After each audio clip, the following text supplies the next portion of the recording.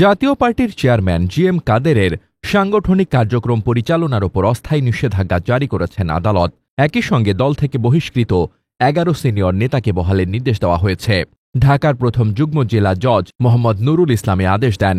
৩১ জুলাই বৃহস্পতিবার সংশ্লিষ্ট আদালত সূত্রে বিষয়টি জানা গেছে। ৩০ জুলাই বুধবার এ আদেশ দেন আদালত। আদালতের আদেশে বলা হয়েছে, জাতীয় পার্টির senior co chairman barrister Anisul Islam Mahmud, co chairman ABM Ruhul Amin Howlader ও মহাসচিব মুজিবুল হক চুন্নু সহ অন্যান্য প্রেসিডিয়াম সদস্যদের বহিষ্কার আদেশ বৈধ নয়। ফলে তারা আগের মতোই বহাল থাকবেন।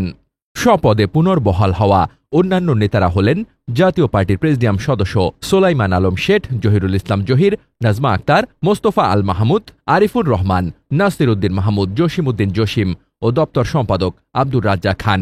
এ ব্যাপারে তাৎক্ষণিক প্রতিক্রিয়ায় জাতীয় পার্টির কো চেয়ারম্যান এবিএম রুহুল আমিন হাওলাদার বলেন, এ ঐতিহাসিক রায় প্রমাণ করে দিয়েছে আইন ও ন্যায় বিচার এখনও জীবিত।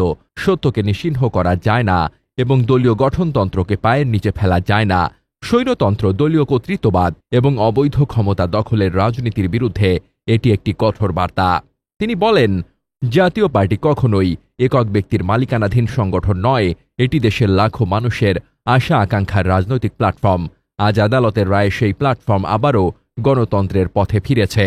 আমরা মহান আল্লাহর দরবারে শুকরিয়া আদায় করি এবং দেশবাসী ও জাতীয় পার্টির সর্বস্তরের নেতাকর্মীদের শুভেচ্ছা ও অভিনন্দন জানাই। সত্যের জয় হোক, অহংকারের পরাজয় হোক। হাওলাদার আরও বলেন, এখন পার্টি সর্বস্তরের নেতাকর্মীদের নিয়ে বৃহত্তর ঐক্য গড়ে পল্লী বন্ধু এরশাদের স্বপ্নের জাতীয় পার্টি গড়ে তুলব। আমাদের মধ্যে আর কোনো ভেদাভেদ থাকবে না। আমরা সবাই প্রয়াত এরশাদের সৈনিক হিসেবে জাতীয় পার্টির জন্য নিবেদিত হয়ে একটি সাম্য, প্রগতি ও মানবিক বাংলাদেশ প্রতিষ্ঠিত করব। Desk report, বার্তাবাজার।